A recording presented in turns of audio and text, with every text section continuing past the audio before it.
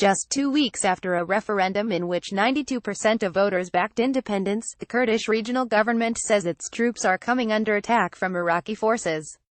Around 6,000 Kurdish troops have been sent to the oil-rich city of Kirkuk and told to defend it at any cost, amid fears Baghdad wants to take 3 oil fields that yield 250,000 barrels per day. The moves have prompted calls in the UK for the United Nations to act to protect the Kurds.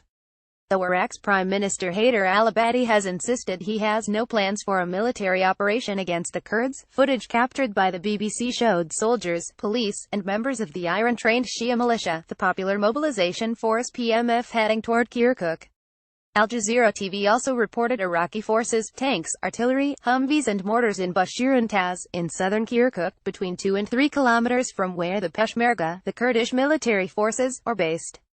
Heman Harami, a senior assistant to Kurdish President Masoud Barzani, took to Twitter to urge the international community to intervene. Thousands of heavily armed Peshmerga units are now completely in their positions around Kirkuk, he tweeted. Their order is to defend at any cost. We call upon the international community to intervene, call it Haider al-Abadi to order PMF to pull back if he can or if they listen to him. It takes the country close to civil war, which is potentially a huge problem for American interests in the region. Both the Iraqi government and the Kurdish regional government are key allies for the U.S., and both have been pivotal in the fight to drive Daesh from Iraq. Kurdish troops captured Kirkuk, which is outside of the autonomous Kurdish region, in June 2014, as the jihadists pushed further south towards Baghdad.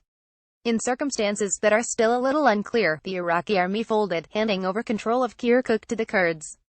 But now the Iraqi central government is demanding the city be returned to their control. The Kurds clearly showed they wanted independence in a non-binding referendum last month, where all 3 provinces that have long formed an autonomous Kurdish region voted for self-determination rather than to remain part of a federal Iraq. It wasn't just Kurds who voted for independence.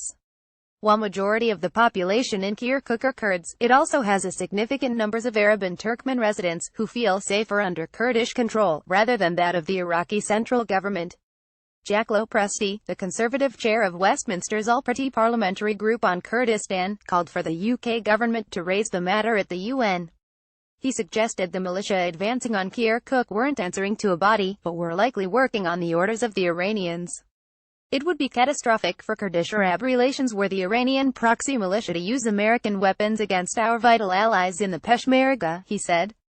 It would demonstrate a complete abdication of responsibility to Iranian-backed forces that have no interest in a peaceful settlement between Baghdad and Erbil, the key actors in the post-referendum discussions.